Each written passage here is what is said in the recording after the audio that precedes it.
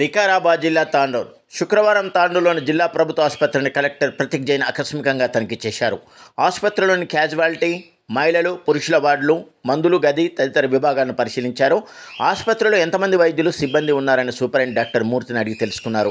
ప్రతిరోజు ఎంతమంది వస్తున్నారు, వారికి సరిపడా వసతులు, సౌకర్యాలు ఉన్నాయా లేదా అని ఆరా తీశారు. ఆసుపత్రిలో కొరవడిన సదుపాయాలు, సౌకర్యాలతో పాటు పారిశుద్ధ్యం, విద్యుత్, తాగునీరు వంటి సమస్యలు తెలుసుకున్నారు. అనంతరం ఆసుపత్రికి వైద్యులు సమయానికి రావాలని సూచించారు. వివిధ ప్రాంతాల నుంచి వచ్చే బాధితులకు, రోగులకు మెరుగైన వైద్య సేవలు అందించాలని ఆదేశించారు. విధుల్లో నిర్లక్ష్యం ప్రదర్శించరాదని హెచ్చరించారు. త్వరలో ఆసుపత్రిలో సమస్యల పరిష్కారానికి దృష్టి సారిస్తామని తెలిపారు.